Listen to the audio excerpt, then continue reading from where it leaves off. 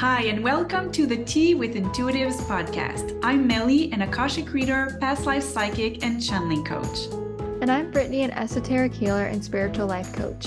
Each episode, we answer one of your questions about spirituality, the Akashic records, energy healing, meditation, spirit guides, and the unseen world. So we invite you to grab your cup of tea while we answer today's question from Danielle C. Can you talk about déjà vu? What is it and why do we experience it? But before we dive into this subject, Brittany, what tea are you drinking today? I'm back. I'm back to my usual. Today I have Earl Grey. Oh, nice. I also have a classic today. I have mint tea in my unicorn mug. So cute. Yes, well, it was supposed to be colorful. My daughter received it, and it's supposed to be one of these mugs that they give you special pen, and you draw on it. And she spent at least look at this mug, at least 1 hour, coloring everything. And I was telling her, she was young, she was like 6 or 7, take your time, because after that we're going to bake the color into the mug and it's going to stay there that way forever. So you really want it to be pretty. And then we followed the instructions to a T. And first time I watched it, it was all gone. And if you're watching this on YouTube, look, it's just black and white. Oh no. Well, it still looks cute. It is. We still use it. It's a good mug. Yeah. Doesn't take away from the specialty. Yeah. Oh, but a bummer. Yeah. She was like, no, I spent so much time. You're like, that's life. What a good life lesson. Yeah. Oh, don't spend time on things. Don't try to do things the proper way. No, the lesson would be things change and nothing lasts Okay. forever. Okay. It's like when the Tibetan monks spend hours and hours making these beautiful, colorful mandalas. Yeah. And then it's like a powder mandala. I don't know what they use, but it's these beautiful powder colors. And then they just erase it. Yeah. Yeah. I remember that big mandala from House of Cards, the Netflix series. Oh, is that like the political one? Yeah, yeah. And the politician, of course, comes and looks at it and he doesn't care for it. Of course not. No. Why would he? Yeah. Oh, let's dive in. Yeah. Thank you so much, Danielle, for emailing us your question. So she wants to know more about déjà vu, because it's a French word. It's technically pronounced déjà vu. And what is it and why do we experience it? So I don't know, Brittany, do you want to go ahead? Well, it is very well known in the Beyonce song, Déjà Vu. Can't Get Over You. I Great don't song. know that song. Oh my word. Okay, well, now I'm gonna get this song stuck in everyone's head. It's like something deja vu, can't get over you, da da da. Those are the only words I know. But she sings about deja vu, and so even if Beyonce herself has experienced deja vu, we've probably all experienced it. I experienced deja vu as something that kind of stops time in a way, even if it's just for a split second or just a moment. Time almost feels like it's repeating itself, and time is almost rewinding or frozen for a moment. You feel like you've been there before, you've said that thing before, you've seen this thing before, you've had that experience before, even though it could be your first time ever doing it. So for instance, maybe if you're traveling, and there was this moment when I was traveling in England and we walked around not Newgrange, that's Ireland. We walked around, what's that famous stone? It's not Newgrange. Sorry, can't help you there. There's a famous stone monument. People listening are gonna be like, how does she not know the name? I know what you mean. Yeah. I'm blanking too. Let's look it up. Famous stone. I can hear listeners screaming at us because they know what it is.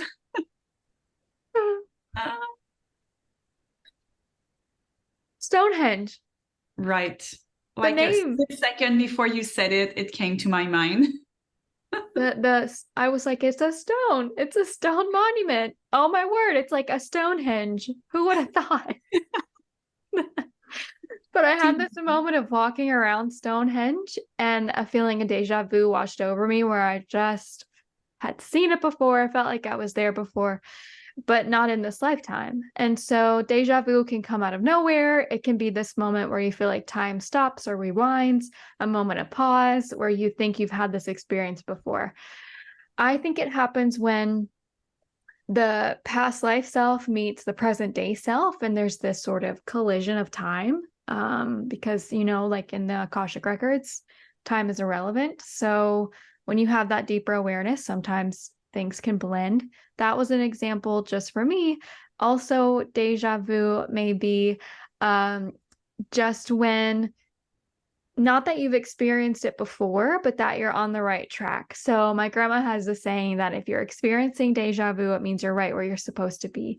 Whether you have deja vu in a job interview or whether you have deja vu having a conversation with a friend at, a nice restaurant or whatever it could be, it doesn't have to be big life events. It can be something really small. But feelings of deja vu can come as like these little check marks of, oh, you're right in alignment of where you're supposed to be. That's what my grandma thinks. But Yeah. Melly, what are your thoughts? Well, I agree with everything that you said. Just an extra element that I would like to add is that sometimes there is a glitch in the matrix because time is fluid and we have this ability to be connected to our past lives, just as you said. So, for example, I know I used to work with a woman who was telling me that her friend went to Italy. Very first time she went to Italy, and she was in this public place where there was a fountain in the middle. I cannot remember if it was one of the famous fountains or not. It's been quite a while. I was, I think, 17 at the time when the And they have story so was told. many. Yeah, that's it. They have so many. And she gets there, and all of a sudden she cries, and she starts crying profusely. And she's getting all these emotions, and her husband is like, oh my God, what is going on? And she's like, I have no idea. And I've been told that story at 17 years old. And even though I wasn't into anything spiritual at the time, like my soul knew, it was like, oh my God, she used to live there. Something happened there that brought emotions to her. So we have this aspect of always being connected to our past self. We're also connected to our future self. And since time is fluid, sometimes there's a glitch in the matrix where we get information for a split second about something that we're going to say, or, an event where we are going to be. And what is very interesting, what you can do when you channel spirit guides or you're having a session with me or Brittany, is that sometimes we just need encouragement. Like you're going through something that is very difficult for you, and maybe you've been sick for years, or you've been trying to get better at your job in a certain aspect, trying to be better talking in public, or you're trying to get over your fear of swimming, and you're like, oh my God, I'll never get over this. You can ask your spirit guides, can you send me some encouragement? Can you please let me know first, is it, am I on the right path trying to get over this or trying to get better at this? If they say yes, and you ask, will I be? And they say yes, then you can ask them if they allow you to show you a snippet of your future self. And I know Ainsley McLeod talked about it. It happened for him. Like he was super duper scared of talking in public, like couldn't happen. And if he's an international psychic, like he went on Oprah and Ellen. Was very, very comfortable to talk in public. And the spirit guides shared with him a moment where he would be speaking on a stage.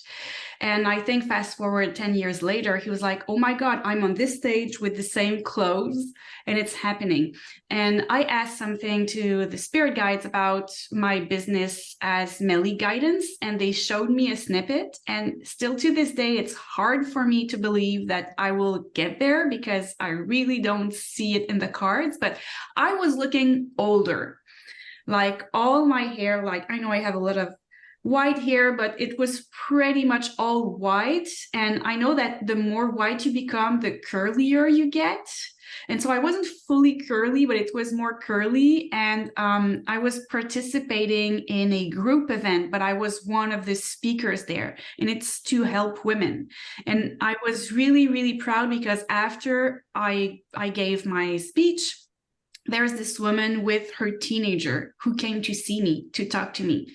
And they were showing me, yeah, it's going to be on a grander scale at some point, and you're going to help women and have this impact. And to this day, I really don't see it, but I guess it's out there somewhere. So I'm going to get invited to some sort of event in the spiritual. I really felt it was in the spiritual community. Mm-hmm.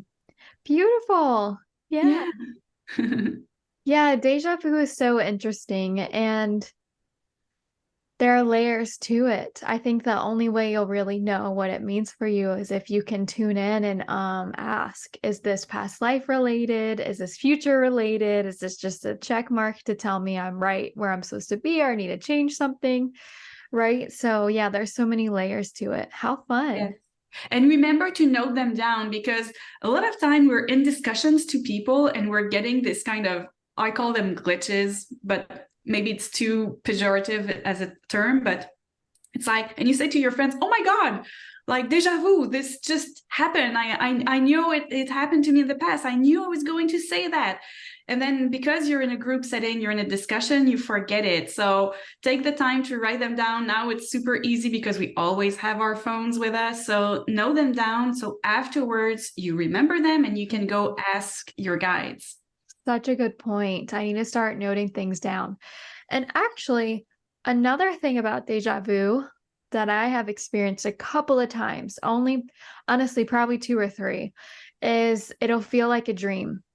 Mm-hmm. For Oh, a wow. moment of what you were experiencing may feel like a dream. It may even feel like this moment of, did I dream this? And maybe you Right. did, and you forgot you dreamed it, right? So I think there could be a totally direct link between dreams that we receive little insights when we're unconscious and sleeping, and then when they occur as we're conscious living our life, déjà vu can feel like a dream. So just take note of that too.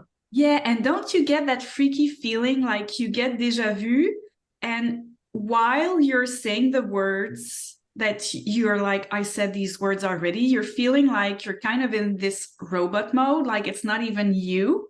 When the words come out of your mouth, it's like, oh my God, it's unreal. Yeah, it almost feels like like Joy would say, if you listen to whoever's listening now, if you listen to our interview with Joy, highly recommend it. She said, or maybe I was talking to her separately, but her experience and sort of her connection to spirit, it almost felt at one point like a video game, that she was an avatar in a video game. Yeah. And yeah, déjà vu, I think, can feel like that, like you're an avatar in a video game. Yeah, and there's definitely some kind of divine intervention there, because I experienced this once in my life. When looking back, it's like, oh, I was really in robot mode. And that's when I talked about it a lot. But when my father really guided me to a bookstore to get the book Journey of Souls, I was in full-on robot mode. So every time you feel like this, I feel like it's really the spirit guides having I don't know, they never have a tight grip over you. You always have free, free, what is the term? Not free spirit. You have free Free will. free will. Thank you. Like free range, free spirit now. Free range. We are free range. Yes. Uncaged. Like the chickens. Yeah, so we always have free will, but I think sometimes it's so important that there is some kind of divine intervention. So it's important for us to be attentive to those moments. And maybe those are also moments like Melly, you going into the store to buy that book. Maybe those are also just moments where the soul is super directly influencing in that moment. I think we are so good at giving away our specialty and giving away these magical things that happen to us. And I think it's also important to note that actually your soul can have the willpower to direct you and where you go.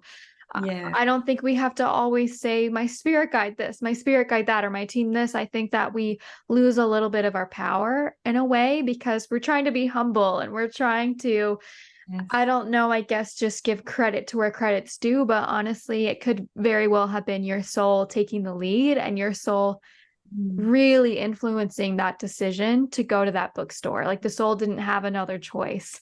And wouldn't you say that in these times, the soul and the higher self are the same? Absolutely. But I do think there's this moment between the higher self and the soul that does feel a bit different. I think your highest self directly relates to who you are in this lifetime in a lot of ways, whereas the soul is kind of outside of being in a personality body. Does that make sense? Yeah, it does. It does. Yeah. Well, Beautiful. thank you so much, Danielle, for emailing you your question. That was really, really fun to talk about. Yay. Yeah. And if anyone else has any questions, let us know. Yeah. Okay. Well, thank you, everyone, for listening to the Tea with Intuitives podcast. Like I said, if you have a question for us, please send it to our email. It's teawithintuitives@gmail.com. You can also find us on Instagram, Melly Guidance, or Heart of Britt, or on our YouTube channel. Yeah, and remember that you can send us a voicemail too. So if it's a DM and there's the little recording option there, and you could be featured on the podcast, we could play your voicemail. And please, please, please subscribe, send your reviews, rate the podcast. This helps us get the word out there and get more people to listen to the podcast and be aware of all those magical spiritual things. And we'll see you in the next 2 weeks.